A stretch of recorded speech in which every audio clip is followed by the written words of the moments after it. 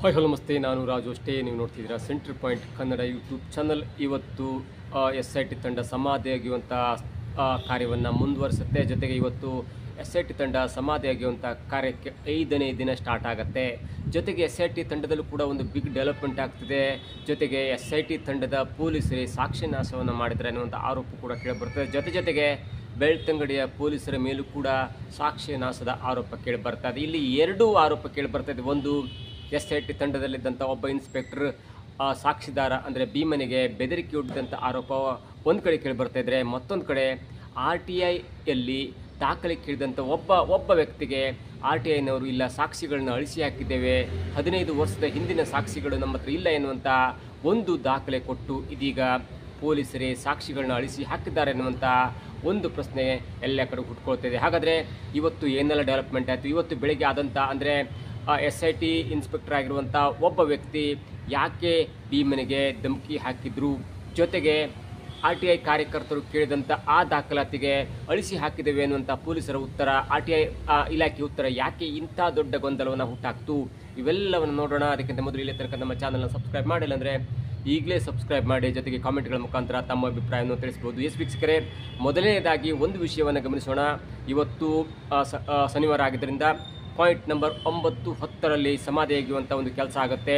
ನಿನ್ನೆ 7 ಮತ್ತು 8ರಲ್ಲಿ ಸಮಾಧಿಯಾಗುವಂಥ ಕೆಲಸ ಆಗಿತ್ತು. ಆದರೆ ಎಲ್ಲೂ ಕೂಡ ಒಂದೇ ಒಂದು ಮೂಳೆ ಸಿಕ್ಕಿಲ್ಲ ಎನ್ನುವಂಥ ಮಾಹಿತಿ ಲಭ್ಯವಾಗ್ತಾ ಇತ್ತು. ಆದರೆ ಒಂದು ಮೂಲದ ಪ್ರಕಾರ ಸ್ಪಾಟ್ ನಂಬರ್ 8ರಲ್ಲಿ ನಿನ್ನೆ ಒಂದು ದೇಹದ ಮೂಳೆ ಪತ್ತೆಯಾಗಿದೆ. ಆದರೆ SIT ತಂಡದವರು ಯಾವುದನ್ನು ಅಧಿಕೃತವಾಗಿ ಬಹಿರಂಗಪಡಿಸಿಲ್ಲ ಎನ್ನುವಂಥ ಮಾಹಿತಿಗಳು ಸಿಗ್ತದೆ. ಅದೇನೇ ಆಗಲಿ, ಇವತ್ತು SIT ತಂಡದವರು 9 ಮತ್ತು 10ನೇ ಸ್ಪಾಟ್ನಲ್ಲಿ ಅಥವಾ ಮಾರ್ಕ್ ಮೇಲೆ ಸಮಾಧಿಯಾಗುವಂಥ ಕೆಲಸ ಮಾಡ್ತಾರೆ. ಜೊತೆಗೆ ಅನನ್ಯ ಭಟ್ ಅವರ ತಾಯಿ ಸುಜಾತ ಭಟ್ ಅವರ ವಕೀಲರಾದಂಥ ಮಂಜುನಾಥ್ ಗೌಡ ಅವರು ಕೂಡ 9 ಮತ್ತು 10ರಲ್ಲಿ ಸರಿಸುಮಾರು 8ರಿಂದ 9 ಬಾಡಿಗಳು ಸಿಗಬಹುದು ಎನ್ನುವಂಥ ಒಂದು ಪ್ರೆಸ್ ನೋಟನ್ನು ಕೂಡ ಈಗಾಗಲೇ ಕಳೆದ 5-6 ದಿನಗಳ ಹಿಂದೆ ಪ್ರೆಸ್ ನೋಟನ್ನು ಕೂಡ ಹೊರಡಿಸಿದ್ರು. ಇದು ಒಂದು ಕಡೆ. ಆದರೆ ನೋಡಿ, ಇವತ್ತು ಬೆಳಗ್ಗೆಯಿಂದ ಒಂದು ದೊಡ್ಡ ಸುದ್ದಿ ಹರಿದಾಡ್ತಿದೆ. ಅದೇನೆಂದರೆ ಅದು ಬೆಂಗಳೂರು ಪೋಸ್ಟ್ ಎನ್ನುವಂಥ ವೆಬ್ಸೈಟ್ ಕೂಡ ಅಧಿಕೃತವಾಗಿ ಹಂಚಿಕೊಂಡಿತ್ತು. ಆದರೆ ನಾವು ಅದರ ಅಫಿಷಿಯಲ್ ಕನ್ಫರ್ಮೇಷನ್ ಇಲ್ಲದ ಕಾರಣ ನಾವು ಅದನ್ನು ಯಾವುದು ಅಧಿಕೃತ ಅಂತ ಹೇಳ್ತಾ ಇಲ್ಲ, ಆರೋಪ ಬಂದಿದೆ ಎನ್ನುವಂಥ ಒಂದು ವಿಷಯವನ್ನು ಕೂಡ ಮಾತ್ರ ಹೇಳ್ತಿದ್ದೇವೆ. ನೋಡಿ, ಭೀಮ ಎನ್ನುವಂಥ ವ್ಯಕ್ತಿ ಧರ್ಮಸ್ಥಳದ ಅಕ್ಕಪಕ್ಕ ಆಗಿರುವಂಥ ಅಸಹಜ ಸಾವುಗಳ ಹೆಣಗಳನ್ನು ಹೂತಾಕಿದ್ದೇನೆ ಎನ್ನುವಂಥ 164 ಸ್ಟೇಟ್ಮೆಂಟ್ ಕೊಟ್ಟಾಗ ಅವನನ್ನು ಸಮಾಧಿಯಾಗುವ ಸ್ಥಳಕ್ಕೆ ಕರ್ಕೊಬಂದರೆ ಸ್ಥಳ ಮಂಜೂರು ಮಾಡಿ ಅದಾದ ನಂತರ ಮಂಗಳವಾರದಿಂದ ಸಮಾಧಿಯಾಗುವಂಥ ಒಂದು ಕಾರ್ಯವನ್ನು ಶುರು ಮಾಡ್ತಾರೆ. ಅದಾದ ನಂತರ SIT ತಂಡದ 4 IPS ಆಫೀಸರ್ಗಳ ಜೊತೆಗೆ SIT ತಂಡ 20 ಸಪೋರ್ಟಿಂಗ್ ಸ್ಟಾಫ್ನ, ಅದರಲ್ಲಿ ಪೊಲೀಸ್ ಪೇದೆಗಳಿರ್ತಾರೆ, ಇನ್ಸ್ಪೆಕ್ಟರ್ಗಳಿರ್ತಾರೆ ಮತ್ತು ನುರಿತ ಒಂದು ಅಧಿಕಾರಿಗಳು ಕೂಡ ಇರುತ್ತೆ. ಹಾಗಾಗಿ 20 ಜನ ಸಪೋರ್ಟಿಂಗ್ ಸ್ಟಾಫನ್ನು ಕೂಡ ಅಪಾಯಿಂಟ್ಮೆಂಟ್ ಮಾಡಿತ್ತು. ಅದರಲ್ಲಿ ಒಬ್ಬ ವ್ಯಕ್ತಿ ನೇಮ್ ಈಸ್ ಮಂಜುನಾಥ್ ಗೌಡ ಎನ್ನುವಂಥ ವ್ಯಕ್ತಿ ಸಿರ್ಸಿಯ ಗ್ರಾಮಾಂತರ ಪೊಲೀಸ್ ಸ್ಟೇಷನ್ನಲ್ಲಿ ವರ್ಕ್ ಮಾಡ್ತಿದ್ರು. ಅವರನ್ನು ಕೂಡ ಅಪಾಯಿಂಟ್ ಮಾಡಿತ್ತು SIT ತಂಡ. ಯಾಕಂದರೆ ಅವ್ರಿಗೆ ಅವ್ರದ್ದೇ ಆದಂಥ ಸೋರ್ಸ್ ಇರುತ್ತೆ, ಅವರು ಕೆಲವೊಂದು ವಿಷಯದಲ್ಲಿ ಬುದ್ಧಿವಂತರು ಇರ್ತಾರೆ ಅನ್ನೋ ಕಾರಣಕ್ಕಾಗಿ SIT ತಂಡ ಸಿರ್ಸಿಯ ಗ್ರಾಮಾಂತರ ಪೊಲೀಸ್ ಠಾಣೆಯ ಇನ್ಸ್ಪೆಕ್ಟರ್ ಆಗಿರುವಂಥ ಮಂಜುನಾಥ್ ಗೌಡ ಅವರನ್ನು ಕೂಡ SIT ತಂಡ ಆಯ್ಕೆ ಮಾಡುತ್ತೆ. ಹಾಗಾಗಿ ಅವರ ನೇತೃತ್ವದಲ್ಲಿ ಸಮಾಧಿಯಾಗುವಂಥ ಕೆಲಸ ಮತ್ತು ಕೆಲವೊಂದು ಕಾರ್ಯ ನಡೆಯುತ್ತೆ. ಆದರೆ ಇವತ್ತು ಬೆಳಗ್ಗಿಂದ ಒಂದು ಸುದ್ದಿ ಹರಿದಾಡ್ತಾ ಇದೆ. ಅದೇನೆಂದರೆ SIT ತಂಡದ ಇನ್ಸ್ಪೆಕ್ಟರ್ ಆಗಿರುವಂಥ ಮಂಜುನಾಥ್ ಗೌಡ ಅವರು ಕೆಲವೊಂದು ಟೈಮಲ್ಲಿ ಅವನ ವಿಡಿಯೋ ಮಾಡ್ತಾ ಇದ್ದಾರೆ, ಅವನ ಹಾವಭಾವದ ವಿಡಿಯೋ ಮಾಡ್ತಿದ್ದಾರೆ ಮತ್ತು ಅದನ್ನು ಬೇರೆ ಕಡೆ ಲೀಕ್ ಮಾಡ್ತಿದ್ದಾರೆ ಅನ್ನುವಂಥ ಆರೋಪ ಕೂಡ ಕೇಳಿಬರ್ತಾ ಇತ್ತು. ಜೊತೆಗೆ ಅವನಿಗೆ ಬೇಗಂತಲೇ ಧಮಕಿ ಹಾಕಿ, ನೀನು ಯಾಕೆ ಇಂಥ ಸುಮ್ಮನೆ ಕೆಲಸಕ್ಕೆ ಕೈ ಹಾಕಿದ್ಯಾ, ನೀನು ಆ ಆರೋಪವನ್ನು, ನೀನು ಕೊಟ್ಟಂಥ ಕಂಪ್ಲೇಂಟನ್ನು ವಾಪಸ್ ತೆಗೆದುಕೋ ಎನ್ನುವಂಥ ಗಂಭೀರವಾದ ಧಮಕಿನ ಹಾಕಿದ್ದಾರೆ ಎನ್ನುವಂಥ ಒಂದು ವಿಷಯ ಇದೀಗ ಬೆಳಗಿನ ಹರಿದಾಡ್ತಿತ್ತು. ಅದಕ್ಕೆ ಪೂರಕವಾಗಿ ಸಾಕ್ಷಿದಾರರ ಪರ ವಕೀಲರಾದಂಥ ಅನನ್ಯ ಗೌಡ ಅವರು ಇಮೇಲ್ ಮುಖಾಂತರ SIT ತಂಡಕ್ಕೆ ಮತ್ತು ಕೊಡಬೇಕಾದ ಜಾಗಕ್ಕೆ ಕಂಪ್ಲೇಂಟನ್ನು ಕೂಡ ಕೊಟ್ಟಿದ್ದಾರೆ ಎನ್ನುವಂಥ ಮಾಹಿತಿ ಇದೀಗ ಹರಿದಾಡ್ತು. ಜೊತೆಗೆ ಸಂಬಂಧಪಟ್ಟ ಡಿಜಿಟಲ್ ಮಾಧ್ಯಮದವರು ಕೂಡ ಅನನ್ಯ ಗೌಡ ಅವರನ್ನು ಸಂಪರ್ಕ ಮಾಡಿದಾಗ ಯಾವುದೇ ಕಾರಣಕ್ಕೂ ಆ ಆರೋಪನೂ ಅಲ್ಗಳ್ದಿಲ್ಲ. ಜೊತೆಗೆ ಪ್ರತಿಕ್ರಿಯೆಯನ್ನು ಕೊಡುವಂಥ ಒಂದು ಮಟ್ಟಕ್ಕೂ ಅವರು ಹೋಗಲಿಲ್ಲ. ಅಂದ ಮಟ್ಟಿಗೆ ಹೌದು, ಅವರು ಕೊಟ್ಟಂಥ ಇಮೇಲ್ ದೂರು ಕೂಡ ಸತ್ಯ. ಜೊತೆಗೆ ಮಂಜುನಾಥ್ ಗೌಡ ಅವರು ಸಾಕ್ಷಿದಾರರಂಥ ಭೀಮನಿಗೆ ಧಮಕಿ ಹಾಕಿದ್ದು ಸತ್ಯ ಎನ್ನುವಂಥ ಒಂದು ಆರೋಪ ಕೇಳಿಬರ್ತದೆ. ಜೊತೆಗೆ ಮತ್ತೆ ಅನೇಕ ಮಾಧ್ಯಮಗಳಲ್ಲಿ ಸಿಗ್ತಾ ಇರುವಂಥ ಮಾಹಿತಿ ಪ್ರಕಾರ ಆ SIT ತಂಡದ ಸಮಾಧಿಯಾಗುವಂಥ ಅಥವಾ ಎಕ್ಸಿಬಿಷನ್ ಕಾರ್ಯ ನಡೆಯುವಂಥ ಸ್ಥಳದಲ್ಲಿ ಯಾರೂ ಕೂಡ ಮೊಬೈಲನ್ನು ಯೂಸ್ ಮಾಡುವಾಗಿರಲಿಲ್ಲ. ಅಲ್ಲಿ ವಿಡಿಯೋಗ್ರಾಫರ್ ಮಾತ್ರ ಆ ವಿಡಿಯೋನ ಮಾಡ್ತಿರ್ತಾರೆ. ಅಂದರೆ ಅಫಿಷಿಯಲ್ SIT ತಂಡದ ವಿಡಿಯೋಗ್ರಾಫರ್ ಇರ್ತಾರೆ, ಅವರು ಮಾತ್ರ ವಿಡಿಯೋನ ಮಾಡಲಿಕ್ಕೆ ಪರ್ಮಿಷನ್ ಇರುತ್ತೆ. ಆದರೆ ಯಾವುದೇ ಇನ್ಸ್ಪೆಕ್ಟರ್ ಆಗಲಿ, ಯಾವುದೇ ಒಂದು ಸಿಬ್ಬಂದಿ ಆಗಲಿ, ಅಂದರೆ ಅದಕ್ಕೆ ಸಂಬಂಧಪಟ್ಟಂಥ ಸಿಬ್ಬಂದಿ ಆಗಲಿ ಯಾವುದೇ ಕಾರಣಕ್ಕೂ ಆ ವಿಡಿಯೋ ಮಾಡುವಾಗಿರಲಿಲ್ಲ, ಮೊಬೈಲನ್ನು ಯೂಸ್ ಮಾಡುವಾಗಿರಲಿಲ್ಲ ಎನ್ನುವಂಥ ಮಾತು ಇದ್ದರೂ ಕೂಡ ಮಾಧ್ಯಮದವರ ಒಂದು ದೂರದಿಂದ ಒಂದು ಅರ್ಧ ಕಿಲೋಮೀಟರ್ ದೂರದಿಂದ ಮಾಧ್ಯಮದವರು ಶೂಟ್ ಮಾಡುವಾಗ ಅಲ್ಲಿ ಮಂಜುನಾಥ್ ಗೌಡ ಎನ್ನುವಂಥ ವ್ಯಕ್ತಿ ಮೊಬೈಲನ್ನು ಯೂಸ್ ಮಾಡ್ತಾ ಇದ್ದ ಎನ್ನುವಂಥ ಒಂದು ಸಾಕ್ಷಿ ಕೂಡ ಇದೀಗ ಮಾಧ್ಯಮದಲ್ಲಿ ಹರಿದಾಡ್ತಿದೆ. ಅದು ಎಷ್ಟರ ಮಟ್ಟಿಗೆ ಆರೋಪವೋ ಸತ್ಯವೋ ಎಲ್ಲವೂ ಕೂಡ SIT ತಂಡದವರು ಈಗ ಬಹಿರಂಗಪಡಿಸಬೇಕಾಗಿದೆ.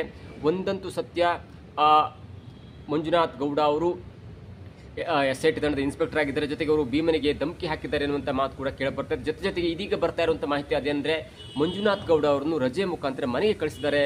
ಈ ಆರೋಪ ದೊಡ್ಡದಾದಾಗ ಅಥವಾ ಈ ಸುದ್ದಿಗಳು ಮಾಧ್ಯಮದಲ್ಲಿ ಹರಿದಾಡಲಿಕ್ಕೆ ಶುರುವಾದಾಗ ಮಂಜುನಾಥ್ ಗೌಡ ಅವರನ್ನು ಈಗಾಗಲೇ ರಜೆ ಮೇಲೆ ಕಳಿಸಿದ್ದಾರೆ ಅನ್ನುವಂಥ ಒಂದು ಮಾತು ಕೂಡ ಕೇಳಿಬರ್ತಿದೆ. ಜೊತೆಗೆ ಅನೇಕ ಹೋರಾಟಗಾರರು ಕೂಡ ಯಾಕೆ ರಜೆ ಮೇಲೆ ಕಳಿಸಿದ್ರೆ ಅವರನ್ನು ಸಸ್ಪೆಂಡ್ ಮಾಡಬೇಕಿತ್ತು, ಇಂಥ ದೊಡ್ಡ ಅಪರಾಧವನ್ನು ಮಾಡಿದಂಥ, ಜೊತೆಗೆ ಇಂಥ ದೊಡ್ಡ ಕೆಟ್ಟ ಕೆಲಸವನ್ನು ಮಾಡಿದಂಥ ಅಥವಾ ಸರ್ಕಾರಿ ರೂಲ್ಸನ್ನು ಬ್ರೇಕ್ ಮಾಡಿದಂಥ ಅವರನ್ನು ಯಾಕೆ ನೀವು ರಜೆ ಮೇಲೆ ಕಳಿಸಿದ್ರಿ, ಅವರನ್ನು ಸಸ್ಪೆಂಡ್ ಮಾಡಿ ಅಂತ ಆಗ್ರಹ ಕೂಡ ಕೇಳಿಬರ್ತಿದೆ. ಇದರ ಜೊತೆಗೆ ಮತ್ತೊಂದು ಆರೋಪ ಅದೇನೆಂದರೆ ಈ ಇನ್ಸ್ಪೆಕ್ಟರ್ ಮಂಜುನಾಥ್ ಗೌಡ ಅವರು ಮೊದಲು ಹೊಸನಗರ ಪೊಲೀಸ್ ಠಾಣೆಯಲ್ಲಿ ಇನ್ಸ್ಪೆಕ್ಟರ್ ಆಗಿದ್ದರು. ಜೊತೆಗೆ ಅಲ್ಲಿ ಮರಳು ದಂಧೆಯಲ್ಲಿ ಪಾಲ್ಗೊಂಡು ಸ್ವಲ್ಪ ಅಲ್ಲಿ ಒಂದು ಎತ್ತಂಗಡಿ ಮಾಡಿದ್ದಾರೆ ಅನ್ನುವಂಥ ಒಂದು ವಿಷಯವನ್ನು ಕೂಡ ಅಲ್ಲಿನ ಅಗ್ನಿ ಪತ್ರಿಕೆ ವರದಿಯನ್ನು ಮಾಡಿತು. ಅದೇನೇ ಇರಲಿ, ಒಂದಂತೂ ಸತ್ಯ, ಅದೇನು ಆರೋಪಗಳು ಪ್ರತ್ಯಾರೋಪಗಳು ಏನಿದ್ರು ಕೂಡ ಬೆಂಗಳೂರು ಸ್ಪಾಟ್ ಎನ್ನುವಂಥ ಒಂದು ವೆಬ್ಸೈಟ್ ಇದರ ಬಗ್ಗೆ ಸುದೀರ್ಘವಾಗಿ ವರದಿ ಮಾಡಿದೆ. ಹಾಗಾಗಿ ಅದು ಆರೋಪವೋ ಪ್ರತ್ಯಾರೋಪವೋ ಅವ್ರಿಗೆ ಹೇಗೆ ಸೋರ್ಸ್ ಸಿಕ್ತು ಎಲ್ಲವೂ ಕೂಡ ಇದೀಗ ತನಿಖೆಯಿಂದ ಹೊರಗೆ ಬರಬೇಕಾಗಿದೆ.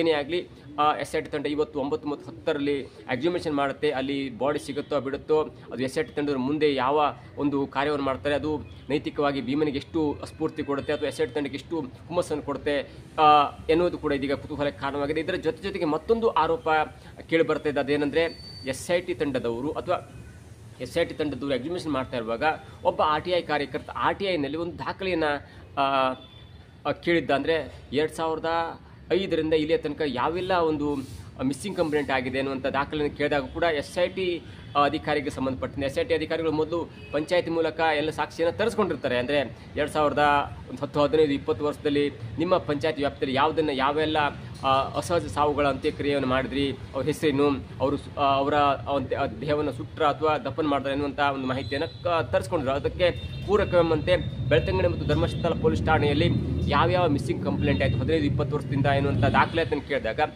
RTI ಮೂಲಕ ಸಾಕ್ಷಿದಾರರು ಕೇಳಿದಾಗ ಅವರು ಒಂದೇ ಒಂದು ಉತ್ತರವನ್ನು ಕೊಟ್ಟು ಅದಕ್ಕೆ ಸ್ಪಷ್ಟವಾದ ಉತ್ತರವನ್ನು ಕೊಟ್ಟಿದ್ದಾರೆ. ಅದೇನೆಂದರೆ ನಮ್ಮಲ್ಲಿ 15 ವರ್ಷದ ಹಿಂದಿನ ದಾಖಲೆಯನ್ನು ಇಟ್ಕೊಳ್ಳುವ ಹಾಗಿಲ್ಲ, ಸರ್ಕಾರದ ಆದೇಶವೂ ಆಗಿದೆ, ಹಾಗಾಗಿ ನಾವು ಅದನ್ನು ಅಳಿಸಿ ಹಾಕಿದ್ದೇವೆ ಅನ್ನುವಂಥ ಒಂದು ಸಬೂಬನ್ನು ಕೊಟ್ಟಿದ್ದಾರೆ, ಒಂದು ಉತ್ತರವನ್ನು ಕೊಟ್ಟಿದ್ದಾರೆ. ಹಾಗಾಗಿ ಎಲ್ಲೋ ಒಂದು ಕಡೆ ಪೊಲೀಸರೇ ಇಂಥ ವ್ಯಕ್ತಿಗಳ ಇಂಥ ಮಿಸ್ಸಿಂಗ್ ಕಂಪ್ಲೇಂಟ್ಗಳ ಇಂಥ ಒಂದು ದಾಖಲೆಗಳನ್ನು ಯಾಕೆ ಅಳಿಸಿ ಹಾಕುವಂಥ ಕಾರ್ಯಕ್ಕೆ ಮುಂದಾದರು ಎನ್ನುವಂಥ ಒಂದು ದೊಡ್ಡ ಪ್ರಶ್ನೆ ಕೂಡ ಇದೀಗ ಕಾಡ್ತಾ ಇದೆ. ಹಾಗಾಗಿ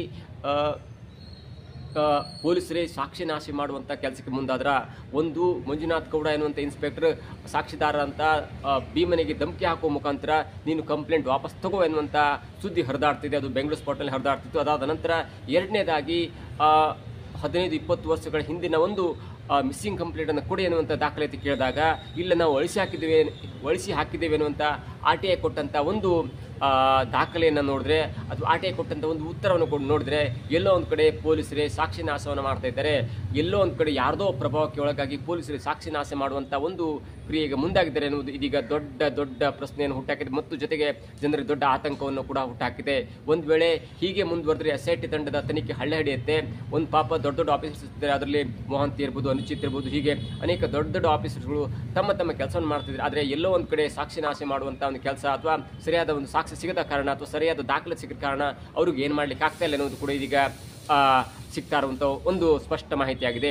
ಏನೇ ಆಗಲಿ ಇನ್ನು ಮುಂದಾದರೂ ಕೂಡ SIT ತಂಡದವರು ಸ್ವಚ್ಛವಾಗಿ ನಿಷ್ಪಕ್ಷಪಾತವಾಗಿ ಮತ್ತು ತಮ್ಮ ಅಧೀನದ ಅಧಿಕಾರಿಗಳನ್ನ ಕಟ್ಟುನಿಟ್ಟಿನಲ್ಲಿ ಇಟ್ಕೊಳ್ಬೇಕಾದ್ದು SIT ಮುಖ್ಯಸ್ಥರ SIT ದೊಡ್ಡ ವ್ಯಕ್ತಿಗಳ ಒಂದು ಮೂಲಭೂತ ಕರ್ತವ್ಯವಾಗಿದೆ.